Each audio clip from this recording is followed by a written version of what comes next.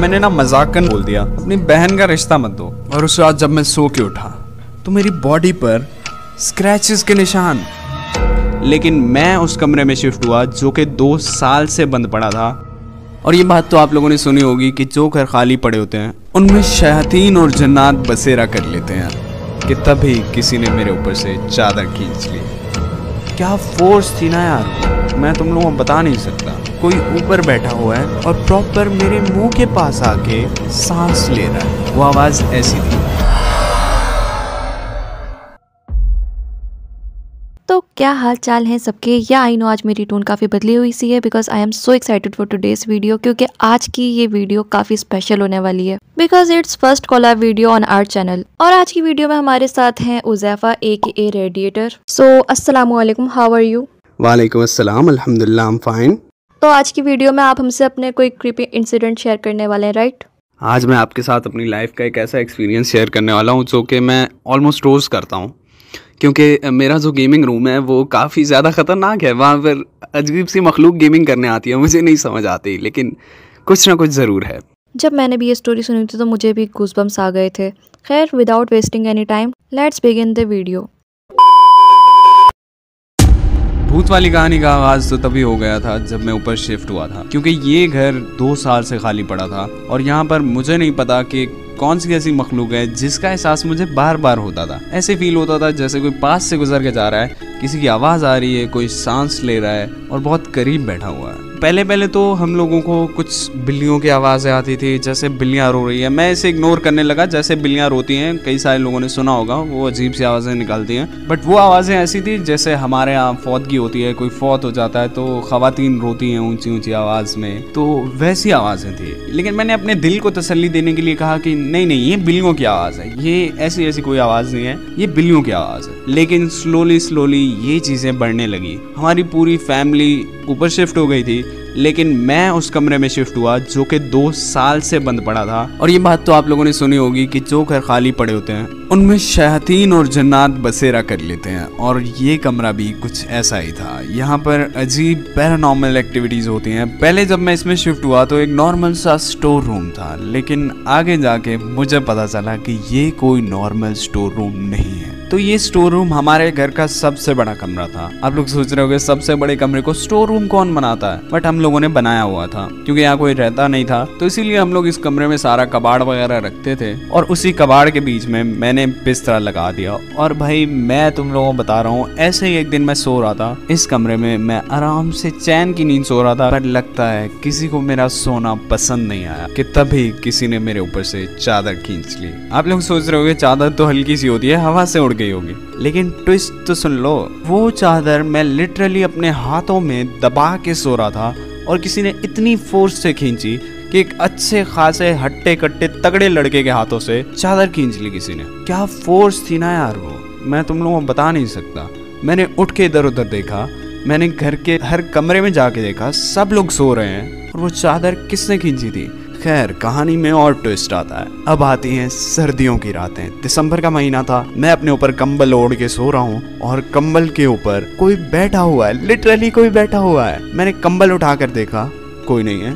फिर मैंने कंबल ऊपर कर लिया और फिर दोबारा से कोई ऊपर बैठा हुआ है और प्रॉपर मेरे मुंह के पास आके सांस ले रहा है। अब मुझे नहीं पता वो कौन था, उसको क्या मसला था, लेकिन मैंने जब कंबल दोबारा हटाया तो कोई नहीं था। मैं अपने आप को तसल्ली दे रहा था कि कोई नहीं है, लेकिन वो जो भी मखलूक थी मैं उसे देख तो नहीं पाया, लेकिन फील जरूर कर पाया। तुम लोग कुछ भी कहानी बना सकते हो, कुछ भी थ्योरीज बना सकते हो, कुछ ना कुछ तो वो जरूर था। और मैंने अपने बहन भाइयों को बताया और उन सब लोगों ने मेरा मजाक उड़ाया। और मजे की बात पता है क्या है कि अगले दिन उन सब के साथ यही हुआ। हमारे घर के बैक साइड पे एक ग्राउंड खाली पड़ा है और वहां से उनको अजीबोगरीब सांस लेने की आवाज़ें सुनाई दी। आप लोग इस बात को बहुत सारी बातें करके डिनाई कर सकते हो, कोई मस्ती कर रहा होगा, लेकिन रात के 2 बजे किसे मस्ती करने का शौक चढ़ा है। और जिस कमरे में सब कुछ हुआ वो कमरा 2nd फ्लोर पर है और उसके सामने कोई घर नहीं है, एक ही विंडो है और इस विंडो के नीचे एक ग्राउंड है और इस रूम की हाइट उस ग्राउंड से बहुत ज्यादा है। तो आप ही मुझे बताओ कि कोई इंसान इतना पागल कैसे हो सकता है कि रात के 2 बजे किसी के घर पर सीढ़ी लगाकर उसको सांस की आवाजें निकाल के डरा रहा है।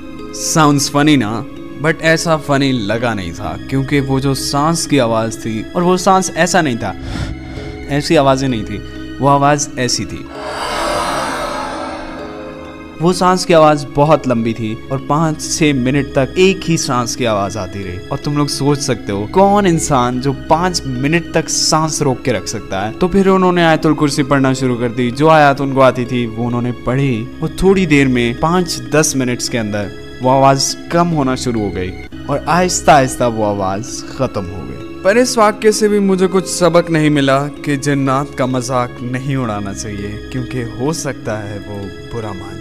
एक दिन हम सब मिलकर बैठे हुए थे और हमारी चेयर पर किसी के बैठने की आवाज़ आई, और वो चेयर्स ऐसी हैं जब कोई बैठता है तो वो ची की आवाज़ निकालती हैं, और वो चेयर हमारे सामने खाली पड़ी है बट उसकी आवाज़ आई जैसे कोई बैठा है। तो मैंने ना मजाकन बोल दिया, अपनी बहन का रिश्ता मत दो। और उस रात जब मैं सो के उठा तो मेरी बॉडी पर स्क्रैचेस के निशान जैसे किसी ने नाखून मारे हुए हैं। तभी मुझे मेरा छोटा भाई शारिक बोलता है कि लगता है रिश्ता पक्का हो गया है। मैं लिटरली बता रहा हूँ भाई, मेरी हालत ख़राब हो गई। उसके बाद मैं ये मजाक नहीं करता, और ये मजाक उनको इतना बुरा लगा कि आज तक वो मेरा कमरा छोड़कर नहीं गए।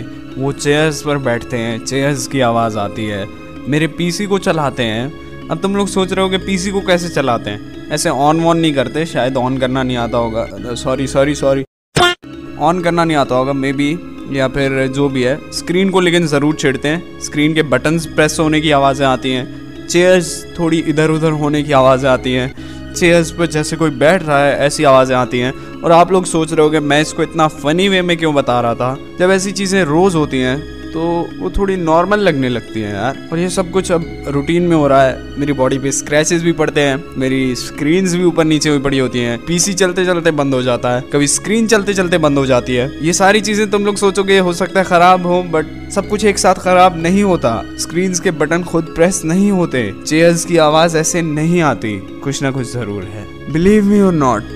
लेकिन ये सब कुछ ऐसे ही चल रहा है और मैं इसे इग्नोर करता जा रहा हूँ। अगर मैं आयतुल कुर्सी पढ़ के सो जाऊँ तो अच्छे से नींद भी आ जाती है और सुबह तक कुछ ऐसा वैसा फील भी नहीं होता। लेकिन अगर मैं आयतुल कुर्सी पढ़ना भूल जाऊँ तो सुबह जब मैं उठता हूँ तो ऐसे फील होता है कि अच्छी खासी कुट लगी है मेरी। प्रॉपर ऐसा फील होता है जैसे किसी ने मारा है मुझे। भाई तुम लोग बिलीव नहीं करोगे, लेकिन ऐसा ही है, जिसके साथ होती है उसको महसूस होती है। और अगर आप लोगों को यकीन नहीं है तो थोड़ा अपने आसपास जो भी मखलूकात हैं उनको बुला के ज़रा छेड़छाड़ के देख लेना, हो सकता है आपको ही फील हो जाए। तो बाकी आई होप आप लोगों को मेरी ये सच्ची कहानी अच्छी लगी हो और आप लोग मेरे लिए दुआ करना। तो ये थे रेडिएटर के कुछ creepy encounters which is truly nightmare. और सबसे पहले तो थैंक यू आपका, आपने अपना कीमती टाइम दिया और अपनी स्टोरी शेयर की। नहीं, थैंक यू की कोई बात नहीं है। और दूसरी बात ये है कि आपने बोला कि मेरा टाइम कीमती है, तो वो थोड़ा सा मुझे अच्छा लगा, क्योंकि ऐसा किसी ने पहले कभी बोला नहीं। सारे ही समझते हैं कि मैं वेला हूँ, but thank you so much, आपका भी बहुत शुक्रिया। और जो आप अच्छा कंटेंट बना रही हैं उसी वजह से मैंने कहा कि यार हाँ, ये कोलैब करना चाहिए और आपके साथ ही स्टोरी शेयर करनी चाहिए। So keep up the good work and best of luck for the future. Thank you so much, this story meant to me. तो आज की वीडियो यहीं ख़त्म करते हैं। सबसे क्रीपी पार्ट आपको कौन सा लगा कमेंट में ज़रूर बताना। सो या दैट्स इट फॉर टुडे।